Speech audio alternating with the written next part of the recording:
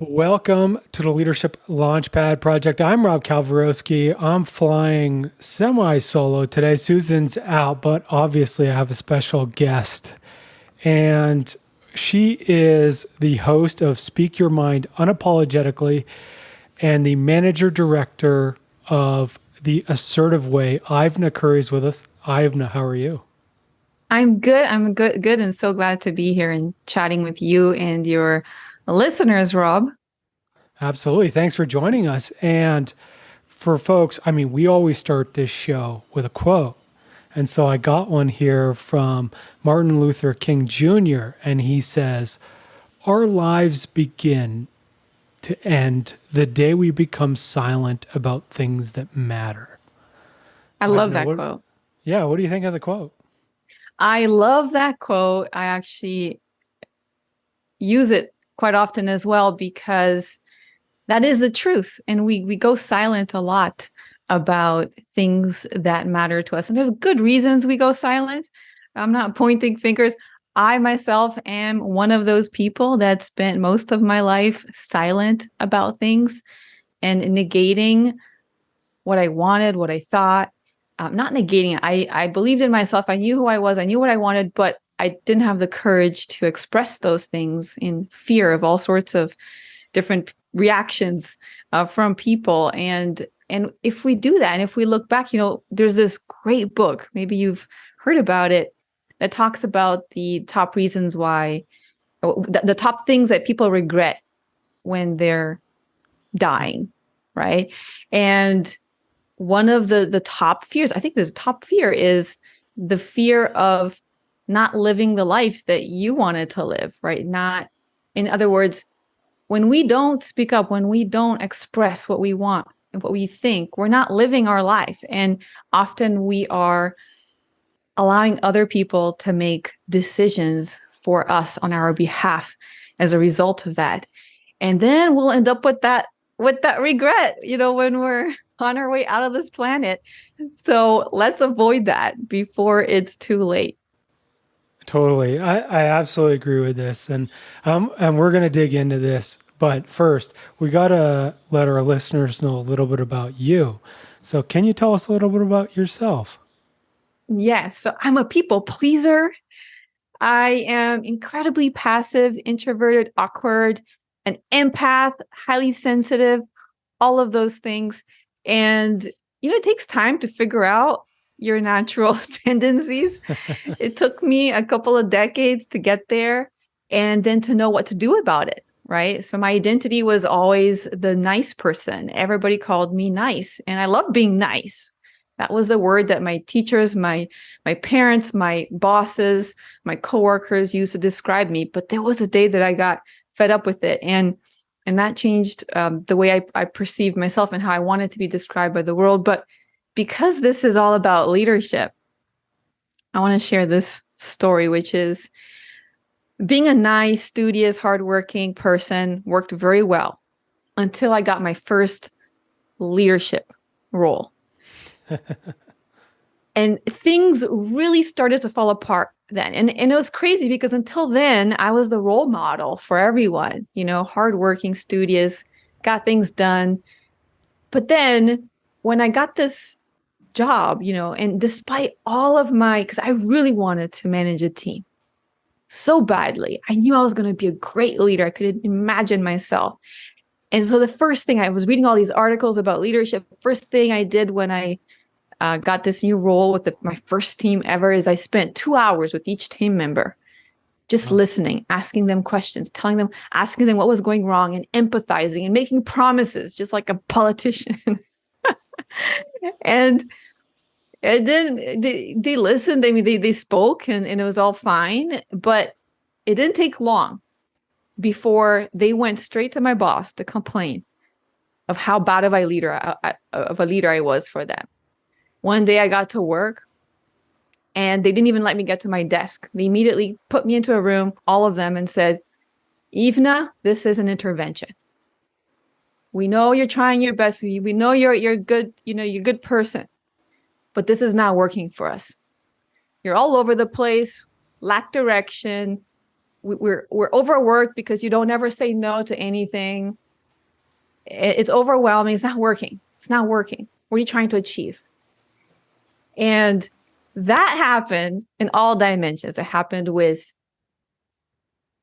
I had to deal with a lot of suppliers. I was doing supply chain management. So the people that were in charge of supply chain for our customers, they didn't want to talk to me. First time they talked to me, they realized I couldn't resolve their problems. They're like, I want to talk to your boss. I don't want to talk to you. And internally, with my coworkers, for example, when my boss shipped me over to one of these coworkers who led one of the factories in a different city, different state, I got there to introduce myself. We had spoken emails, but we never talked to each other. And I got there to shake his hand. It was like a multi-day workshop to kind of help him out. I walked there, extended my hand to handshake, introduce myself. And as soon as I said, "Hey, I'm Ivna Curi, I'm here to help out," he said, "Why did they send you over here to help me out? Who are you to help? You're just a child. What do you know?" And so this went on. And I realized that I had to change how I spoke up. And so I went through that process. And luckily, my boss, his name was Mario, was the best leader I've ever had. And I can get to details around that later. But the reason why was that he taught me how to speak up assertively. He didn't protect me. He didn't speak up on my behalf. He didn't resolve my conflicts. But he got me some courage. Like, he helped me get out there, try it out. He helped me reflect about how to communicate. And he helped me actually have those uncomfortable conversations. And that changed everything. My team members later said that I was their role model for what leadership should be like. The guy who completely rejected me in the factory was seeking me out for advice. And the people that I was dealing with on a regular basis with their clients wanted to talk to me because they realized I could solve their problems. And my boss was reallocating people from other teams into my team because he saw that I was very productive and I was able to get a lot done with my team members. So because I was able to find my voice as a leader and speak up and no longer be a nice leader. It's funny, right? And one thing I just want to say for folks out there is nice doesn't mean you don't speak up or you don't set boundaries or you don't sort of value yourself and your needs as well as your team, right? It's what a great story though, because Ivna, like for folks out there, I was on your podcast. Yes, you're great. It'll be coming out in October. But one of the things I talk about as part of the bad boss archetypes is a messy boss, right? And they have this tendency of, being unclear, being uncertain, jumping around, sort of saying yes to everything. And I always say this, right, is you can learn how to be a great boss. And you're a perfect example of this. And I also, I have some messy tendencies as well, and I'm always learning. And so for folks out there, it's not the end of the world if folks on your team are like, "Hey, this is how I would prefer you to lead." It's an opportunity. You can take it, and then things change. They do. And I remember very clearly when you were describing that type of leadership, I thought that was me. That was definitely me. So I want to ask you this, you mentioned you had a great leader who sort of allowed you or taught you how to be more assertive. What was that process like, and how did you change the beliefs you had about having these uncomfortable conversations? Or often it's just sort of being a little bit more, as you say, the assertive way, right? And how did that process look for you? Yeah, I know you love mindset, Rob, so I'll definitely share some of that. So it's very important as well when it comes to speaking up and being assertive, because the things that hold us back are primarily beliefs and false beliefs, or these fears that we have, these very sometimes irrational fears that take over. And it was no different for me. Even though I had this will, like this desire, extreme desire to be a good leader, at the same time I had all this fear and all this upbringing where I was rewarded for being more of a people pleaser, type that was very agreeable and obedient and followed the directions and stayed quiet and listened more. So I didn't know how to find that balance of, hey, how to use my voice and at the same time listen and be kind and empathetic, but not remove my voice from the equation, right? How do we bring those two together to optimize my leadership? And so Mario was incredible and I've had 13 bosses in my life. So he was by far the best. And part of that is he was the chief commercial officer in the company. I was very lucky to have such a senior person be my leader at such an early stage of my career. And what he did was really interesting because every time I had a problem, right, he was very open. He gave me psychological safety for me to share my problems with him, never punished me, never got impatient. But that doesn't mean that he wasn't really assertive about me having to take action. And he would say things, well, Ivna, you can't leave it like that. You got to do something about it, right? And he would remind me that it was more important to speak up and do something and have the conversations than to get it right. And every time I'd fail, he'd send me out to have the conversations. I'd have the conversations. I'd come back, or he called me like an hour later or at the end of the day and asked me, how did it go? And I was like, well, not so well.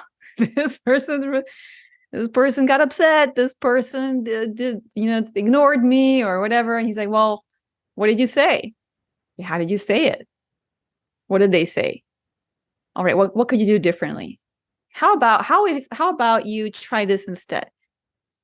And that way, every day was a battle. I mean, none of this was comfortable, but it was the most intense and rewarding year of my life. By the end of that year, I had grown in confidence, in terms of confidence to use my voice, like 10x.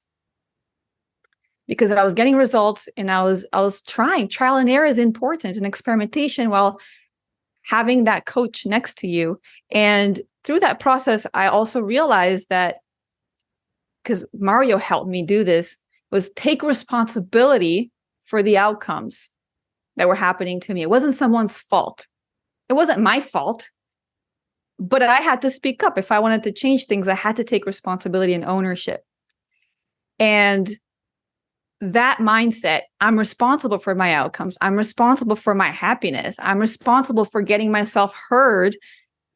That was a huge change and shift in my mind from what I typically had was more of a victim mindset, right? These are bad people. They're aggressive. They're mean. And so for me, it really helped me get out of that thinking and into more of a, first of all, I deserve to be heard. I have something important to say. And because he would always ask me for my opinion all the time. And even if there's no stupid comment, he'd always value what I had to say. But also, I have to take ownership of making myself heard and understood. So many great lessons in this. I mean, for folks, if you're leading someone who has a tendency to be quiet, right? There's a lot of lessons you can take from Mario. And then even if you're going through it, like Ivna, you had some lessons in there that are amazing as well. And we totally love the practice. Like, we teach conflict management programs to folks, and we simulate some hard conversations, but everyone always has a lot of fun with it. And the thing is that they're not actually hard. Like, I'm not inventing things that are coming from the sky. Like, these are all real situations that I've had in my career or I've known someone who's had, right? And so it's like, these are things that we as leaders need to be equipped to handle. And I think, like, literally, was it yesterday or 2 days ago, there was an article that came out about this new thing that companies are doing called quiet cutting. And so I'm just like, I keep seeing more of this reticence for folks to have conversations with each other that may be hard. And so it's like we've gone from companies posting jobs that don't exist to recruiting candidates and ghosting them kind of either during the recruitment process. I've even seen some that they sent the letter out, it said start Monday, person shows up and there was no job. Same thing with the candidates. Sometimes the candidates are ghosting the companies. And now we're, quiet quitting, and then now we're at quiet. Well, there was quiet firing for a bit, and now there's quiet cutting, which is essentially like your job doesn't exist. So we've either moved you into a job we want you to quit, or we've sort of lowered your pay. And so it's basically like you're firing the person, but you're not actually, you're sort of more like not wanting to pay severance. And I'm not sure why the uptick is. I feel like it's something to do with phones. Do you have any like opinions on this? Like, it just seems like there's a lot of passive aggressive, we're not actually going to have a conversation that might be uncomfortable, so we're going to do it, kind of backdoor people. Yeah, and I'll even share a little story as well. When back in the day, I had to compile all this information from senior leaders and get updates to present the revenue update every week, every month, every quarter, every year to the C-suite members. And I was still pretty junior compared to the people that I had to get information from. And it was very scary. I mean, like I said, I'm passive. To knock on someone's door, someone who's like 3, 4, 5 levels above me, and hold them accountable for giving me information and data, and try to get their attention when they were pretty dismissive, was not something that I enjoyed to do. So my boss would ask me, "Hey, why didn't you finish this report, this update, this data, or whatever I was doing?" And I said, "Well, this person didn't send me the data." He said, "Well, did you contact them?" I said, "Yeah, I sent him an email." It's like, "Well, how many emails did you send?" I said, "I sent 3, 5 emails," because I knew he was going to ask me how many emails I sent. So I made sure that I sent plenty of emails. He said, "Well, if he didn't answer the emails, did you try to call him?" So the first time he said that, I didn't realize. And then I started to try to call them because I knew he was going to hold me accountable for trying to call. So well, I tried to call him, but he didn't pick up. "Did you try again?" "No." "Okay, well, why don't you go see him? Did you go find him in the office?" I said, no." "Go find him right now. Go talk to the man." And so there I'd go, scared, and the person would be in a meeting, and I would peek my head and be so scared, like almost didn't want to be seen. But I knew that my boss would be super disappointed if I didn't get the information, since the person was in the office. And so I was always avoiding the direct conversation. I wanted asynchronous conversation. I wanted text. I wanted email that was safe. And we're in virtual land now, virtual meetings, virtual reality. It's not virtual reality, but we're having a lot more virtual work happening, and people's natural tendency is to hide. And so I think that's part of the problem. And if people are not intentionally communicating and looking to communicate in the most effective way possible, and picking up the phone, getting on the Zoom call, then I think a lot of the miscommunication or lack of communication tends to happen. I don't know what you think, Rob. Yeah, I think I totally agree. Like, I always had this weird, well, I don't know if it's weird, but I used to, when I was in an office, I would always send an email with like assuming I had an attachment. But otherwise I would just go, if I didn't have an attachment or I didn't need, I would just go talk to the person. But like if I had an attachment, I would send the email and then I'd walk over to their desk and talk to them. And it was so funny. The last time I was working in an office, there was a guy, we were on the same team, and he sat, literally was like, the cubicle was 6 feet away from mine. And I remember him, he would do this. He would like Teams chat me like, "Hey, Rob." And then I would just turn around and stand up and be like, "Hi, Greg, what do you need?" And I never understood, because I was like, you're like, we're sitting basically next to each other. And I never understood it. And I mean, he was a totally social guy too. It wasn't like this thing, but yeah, I think now that you're not necessarily like I work fully remote, right?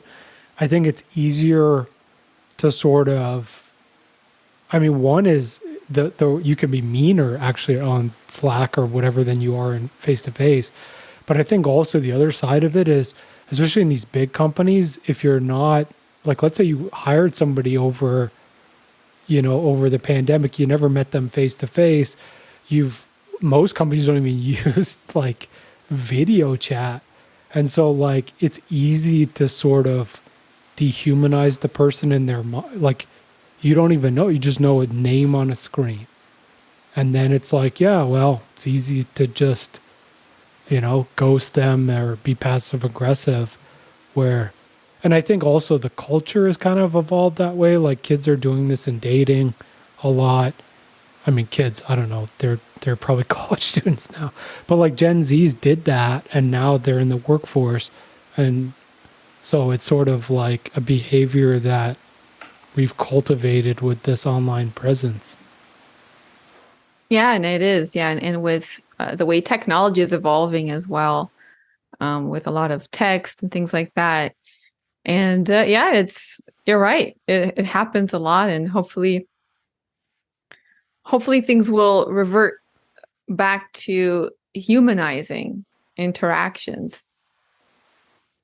Yeah. I think there's a few things to this, right? Is like, one is, first off, if you want to get promoted in a company, like, you can't be like, the strategy of being nice, people pleasing, and not, keeping your head down does not get you promoted.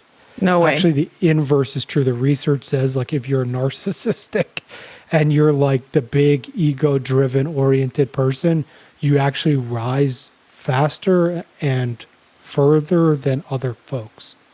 So I know we talk about human centric leadership and the data shows all these things, but you need to be assertive and speak up and kind of like prove your value and be very upfront about that if you want to rise up the ranks, right? So we'll just start there with people. Is as much as, it's like being empathetic and nice and being a human-centric leadership doesn't mean you have to be an asshole or that is, you can be good and nice and empathetic. You don't have to be an asshole, but also you need to assertively show your own value and talk about the work you do. So then you can also get the perks of doing that. Yeah. And it's possible to do that very authentically as well. Right. And the secret is really finding that voice, understanding how to break it down, and not, a lot of people confuse being nice, empathetic, human centric with being weak, with hesitation. And it's important to understand what hesitation is and what warmth, human centric behavior is, and distinguish those two. You can be very assertive, very direct, very definitive, and be warm and human centric. But you got to be careful not to, do the apologies, lower the voice, erase yourself from the conversation. That's not helpful for you or for others. Now, Ivna, I got a question for you. I get this one a fair amount, and I just want to get your perspective on it. Is folks say to me stuff like, how do I speak up and show my speak up and talk about the value I'm delivering and the work that I'm doing without being, this kind of egocentric narcissist who like bragging all the time? Like, how do they strike that good balance? Yeah, no, it's a great question. And there are many ways of doing it without saying, here I am the best. Look at me. I'm so good. I am a champion. Look at this work I did. This is the best work that you've ever seen, isn't it? It's amazing. I'm so good. I can't believe how good I am. Greatest Excel spreadsheet in the world. In the world. So that, can come across in the wrong way. But enthusiasm and passion generally are perceived positively. So when you showcase something that you're working on, you say, oh, I'm working on this thing. I'm working, I help people be more assertive. And I'm so passionate about this. This is something that can really change the outcome and how people interact. And I really believe so deeply in this. This is why I do this. Like talking about things with passion, talking about why you do it.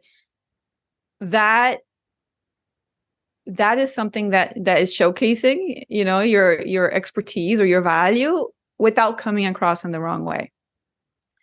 Another way of doing that is to really highlight specifics, facts. Talk about what you achieved, like almost like think about CV or a curriculum vitae, or when you're like trying to prove yourself in an interview, and you have these bullet points with very factual things like I improved revenue by 33% in the last quarter with this and this and this actions.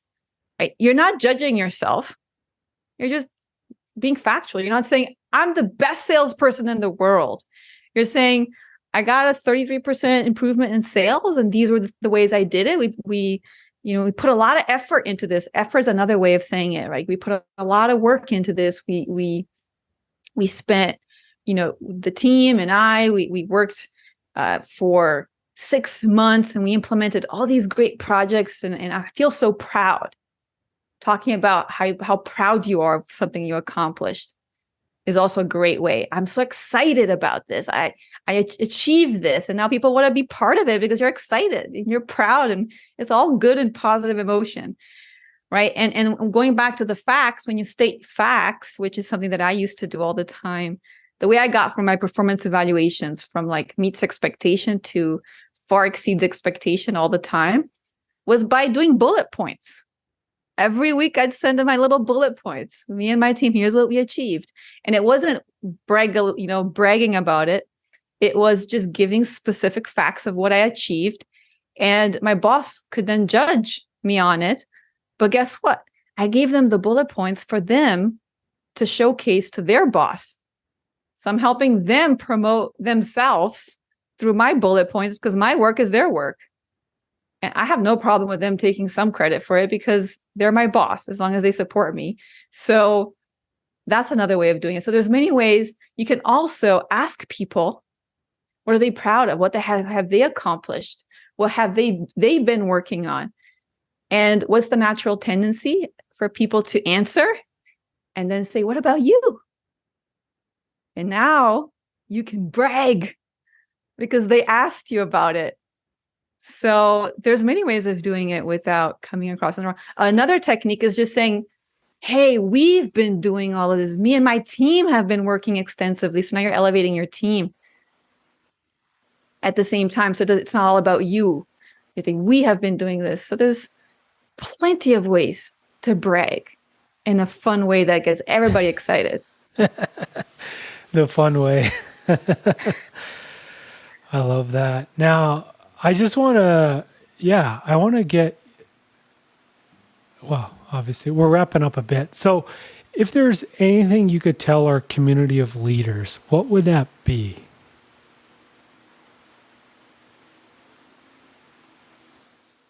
Don't expect people to speak up. People are not just, because it's a choice, right? And let me give you statistics around here. There's a study that was done by MIT at Microsoft. And they found that 2/3 of employees never or rarely spoke up at work. It's not about being a responsibility. Speaking up is a choice. And so we need to enable that choice. We need to give people reasons to speak up. And sure, there's a lot of talk about psychological safety, but I really like Mario's approach, that boss that I had, right? He role modeled the way. He showed what it was to speak up. He was my role model. He was always talking about his shortcomings, his mistakes, and talking about it in a growth mindset kind of way. He was sharing about his life, bringing his whole self to work. He was holding me accountable. He was very clearly setting expectations. He was giving me direction, and he was supporting me at the same time. So he was role modeling what I should be doing. At the same time, he was asking me questions. He was encouraging. He was coaching me to speak up, and he was asking more for my opinion, for my advice, for my feedback, for my constructive criticism of him as well and of others in the organization. So he was constantly encouraging me to speak up. And after I spoke, he listened, he acknowledged, he validated, and he also celebrated speaking up by sharing stories of those who did speak up. He would broadcast those stories, how amazing it was, the wonderful results it produced. So now you're building a culture of speaking up as well. And so when leaders do all those three things together, it really helps make sure that everyone feels not only comfortable speaking up, but they're motivated to speak up at the same time. But it all starts with us. We have to be able to speak up. Yeah, and it's great, and like he is fostering psych safety, and like that's the practical ways of doing it, right? And the thing I always remember about Amy Edmondson is when she talks about psych safety, she says, speaking up for the individual carries risk, and it's uncertain, and the benefits really are only for the organization, where if they stay silent, the benefit of staying silent is immediate, and it's basically risk-free. That's right? True. And so like when she talks about it, she's like, you have to, and this is what Mario did for you, right? Is you have to shift the risk away from not speaking up, and then make it, like, one is make it safe to speak up, but also reward for speaking up.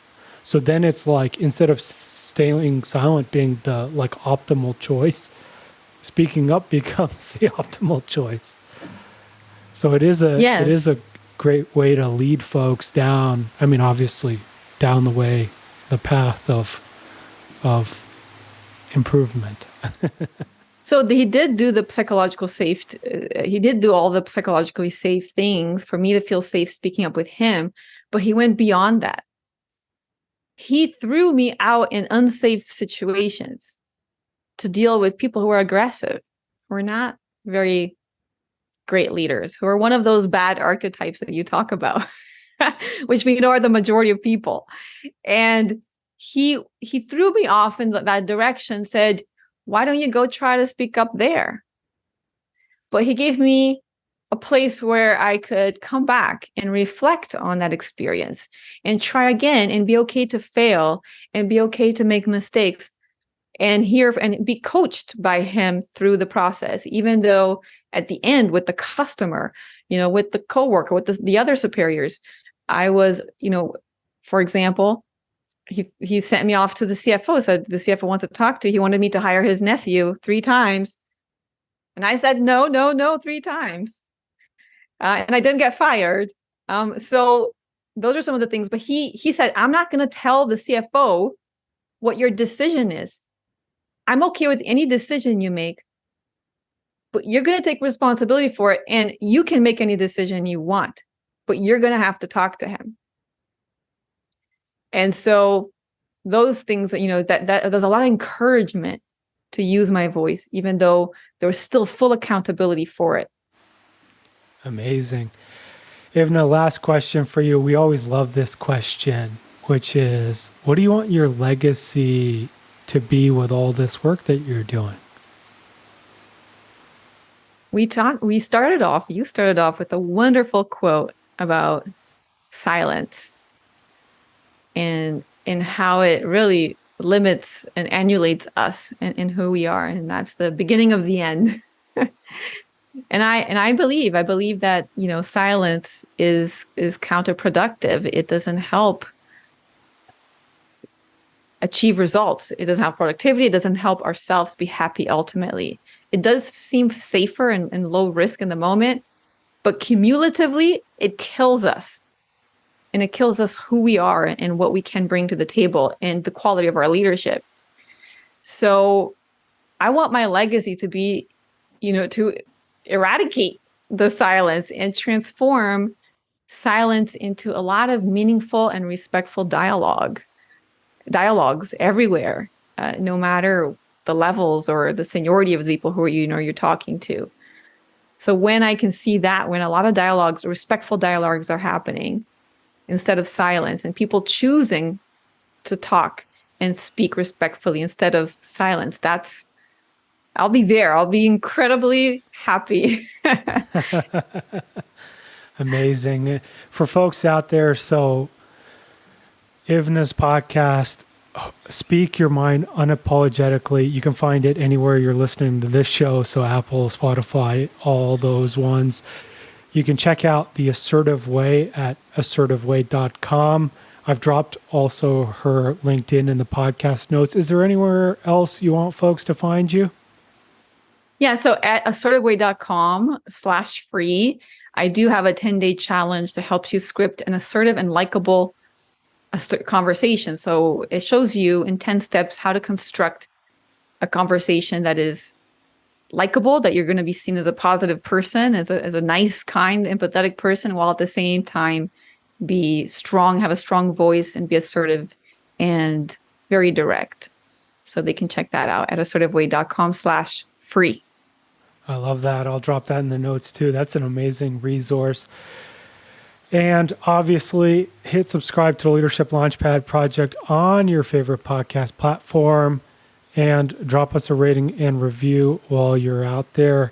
And then for all things leadership development, mindset coaching, conflict management, emotional intelligence, and more, head on over to elitehighperformance.com for all of that stuff.